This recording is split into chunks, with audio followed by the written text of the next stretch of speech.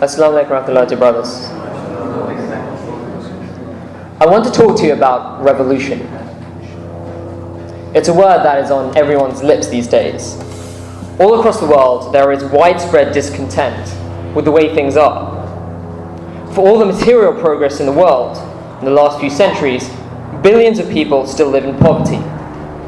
Even the majority of those in developed countries don't really see the benefit of the progress the world has made.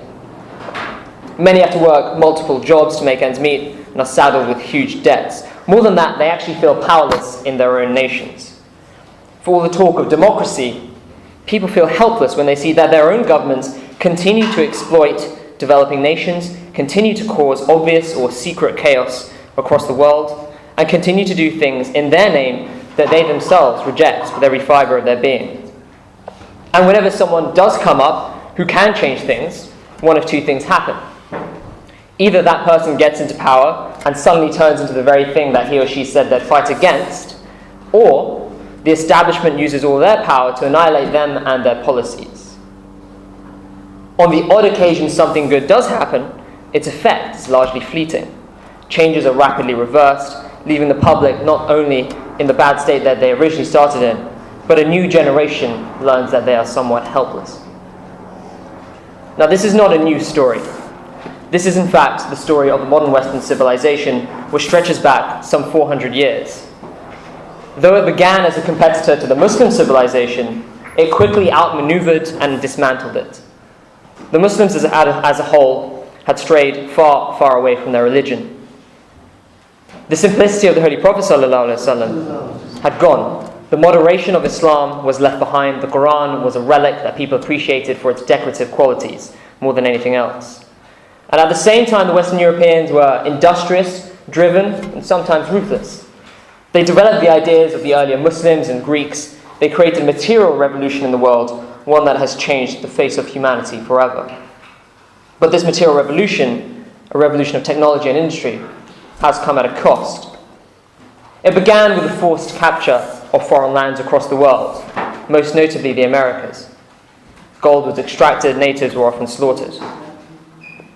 Capital was built up largely through the slave trade in many countries, and the list goes on. And this is all to say that we should not mistake a material revolution with a moral revolution.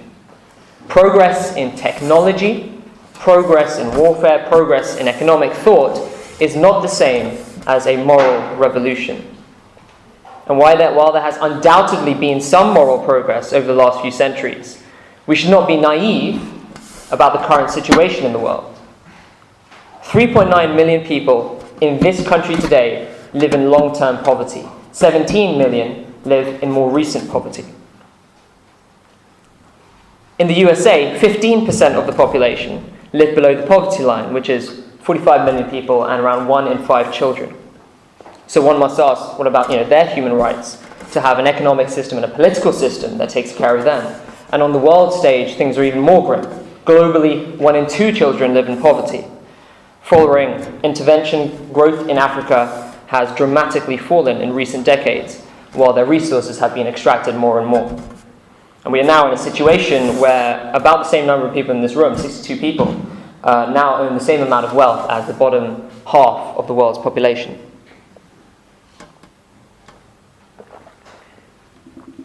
We, of course, cannot only blame the political and financial elite in the developed countries. The reality is that in too many cases, the elites in developing countries willingly sacrifice their own people for their own pockets. And nowhere is this more evident, unfortunately, than in the Muslim world.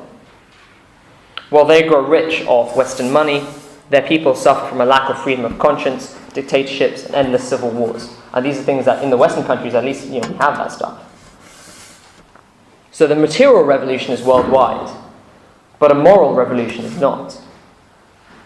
The concentration of wealth and an unwillingness to share wealth is the result of moral backwardness in an age of material progress. Corruption has indeed spread over land and sea. A revolution is therefore right. But from which corner will it come?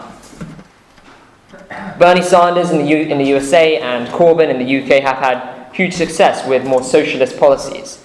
And while their ideas, in my opinion, have great merit, they will not change the world. Those who truly expect their policies to be the revolution the world needs are setting themselves up for disappointment. There have been many great social reformers, good people, who come with great promise, but what happens to them? Often their reforms are quickly dismantled, and then young people in our generation feel even more disillusioned, another generation feels disillusioned, the momentum builds again, and then it crashes. And yet, many people in the world today, especially young people that we know, feel like we want to change the world, and we feel the way to do that is political activism. And I can fully sympathize with this point of view, because we all recognize the problem and we want to help in any way that we can. But why has there been so little success over the world, over recent years? Why do the power structures that exist seem more and more entrenched over time? It is because of one simple reason, in my opinion. Political activists through the generations believe that all they need to do is to publicize their ideas, their policies, and their way of thinking, that if they do this enough, they will have success.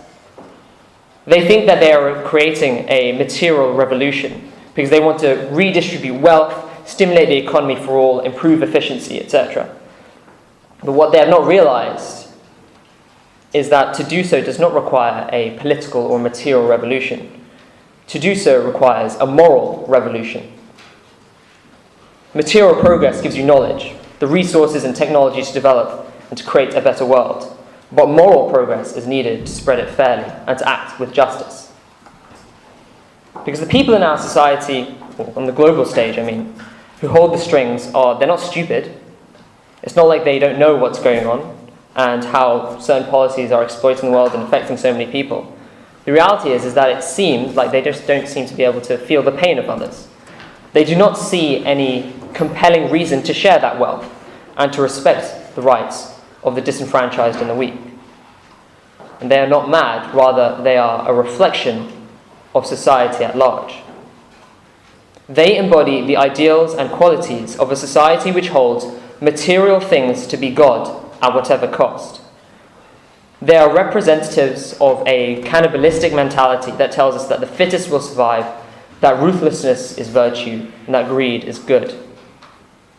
Now, the entire world is crying out for a revolution, but without a revolution in the heart of man, good ideas will be corrupted or defeated, and evil ideas will spread unchecked.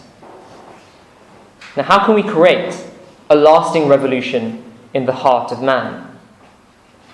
It is by looking at that other kind of revolution, not just a material revolution, a moral revolution, but a revolution that is mocked at and laughed at by the people in the world, but which has been the only type of revolution that has ever truly liberated the enslaved, has transformed the hearts of the proud, and made just and wise rulers of lowly peasants.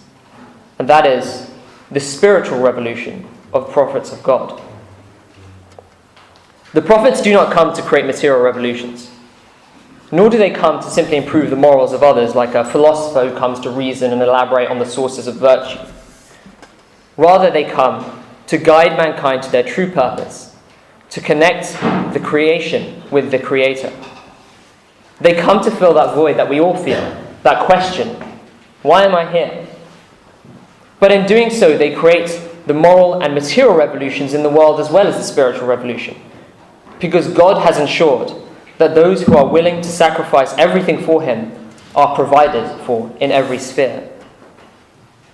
Now, how does this happen? How does a spiritual revolution create a moral and material revolution?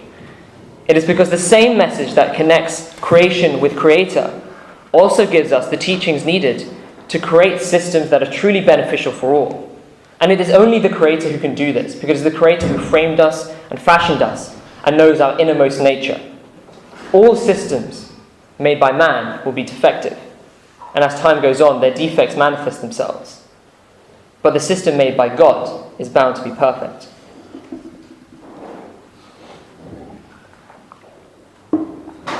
Nowhere has this been seen greater than with the pride of the prophets, the Holy Prophet sallallahu alaihi wasallam. Imagine a man being raised in the depths of the Arabian desert, who came with a simple message: there is no God but Allah. All those other gods you create, be they idols, money, relationships, physical highs, none of these will ever give you the same true satisfaction that the love of God will.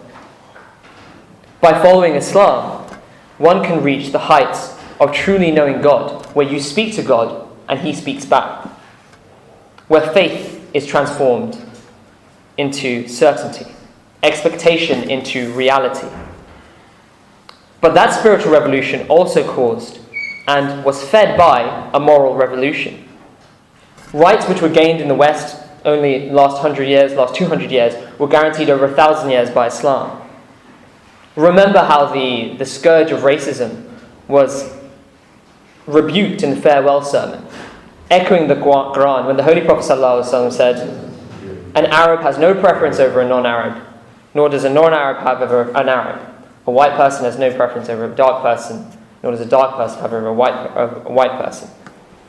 In the USA, the Black Lives Matter campaign shows us just how much work still has to be done after the end of slavery and equal citizenship 150 years ago.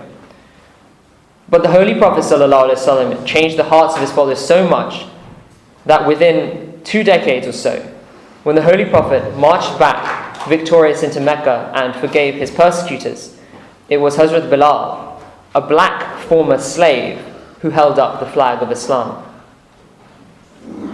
And the Quran, of course, explicitly forbids slavery and teaches that not a single prophet has ever taken slaves. And this wasn't just theoretical, it was real. The Prophet ﷺ never owned a slave and freed all those who came under his possession. By an extremely conservative estimate, he is said to have freed 63 slaves. His beloved wife, Hazrat Aisha, is said to have freed about 60 to 100 slaves. Hazrat Usman freed 20,000 slaves in one day, which was the day of his martyrdom. And taken together, scholars have said that Muslims in the first century freed millions of slaves. Then take alcohol. Now this is one of the most pernicious and damaging social ills. Western thinkers have recognized this and tried to ban it in Western countries. Across Europe and in the USA and in America, I think between 1920 and 1933, they did ban it. But it was repealed. Why? Because the people hadn't actually changed. Their hearts hadn't changed. And take a look at the companions of the Holy Prophet ﷺ. They hear a rumor that Islam has banned alcohol, and they crack open all the bottles and you see liquor flowing down the streets. Then take financial sacrifice. Remember when the Holy Prophet ﷺ asked his companions to contribute money for a certain cause, and Hazrat Umar gave half of his wealth and thought no one could beat him, until he saw Hazrat Abu Bakr had given all of his wealth. Meanwhile, the richest people in our world store all their wealth in tax havens, making sure that no one can ever get to it. The list goes on. In so many fields, Islam has created a moral revolution in the world by bringing a spiritual connection with Allah. It is only a spiritual revolution that can truly create a moral revolution. Because when you love the Creator, you must love the creation. When you follow His message, you follow guidance made with divine insight. But it's not just the moral revolution that Islam brought. By becoming honest and trustworthy members of society, the Muslims became world leaders in economics and finance. Because people who had money, knowing their integrity, gave money to Muslims, and usually Muslim scholars. In terms of political rule, Islam completely outlawed invading foreign countries for no reason for exploitation. And in fact, the rule of the early Muslims was so just that the Syrian Christians, on seeing that Muslims were leaving their land temporarily because of the threat of Roman invasion, cried and pleaded with them to stay with them, even though the Romans were Christian like them. Not only this, the teachings of Islam relating to economics and governance are truly enlightening. It teaches representative democracy. It causes the redistribution of wealth through zakat, a poor tax, where the wealth from top goes right up to the bottom, through laws of inheritance, which mean that wealth doesn't concentrate in the hands of just a few. And if just a few of these were implemented by the virtuous in this world today, they would transform society. Thus, the spiritual revolution creates the moral revolution, and the moral revolution creates a true material revolution as well. And all are supported by the wise teachings of Allah.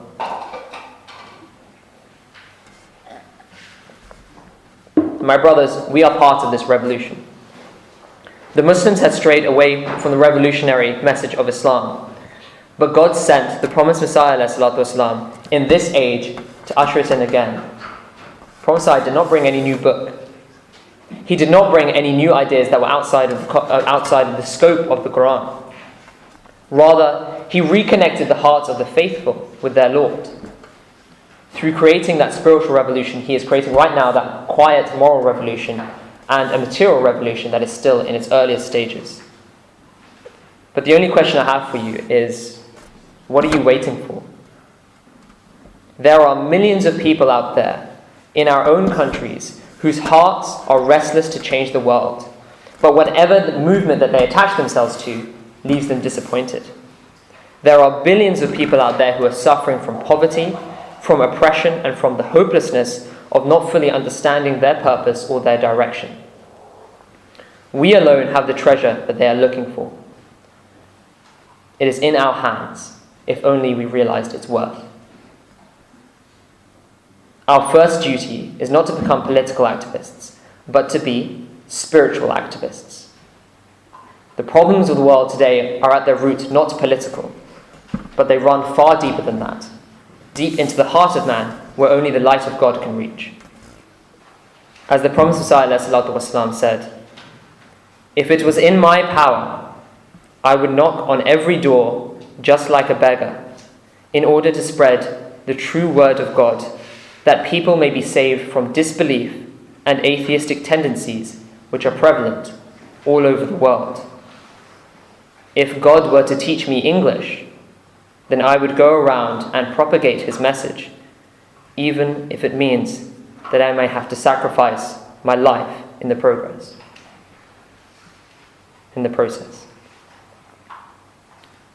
May Allah enable us all to fulfill this wish of the promised Messiah.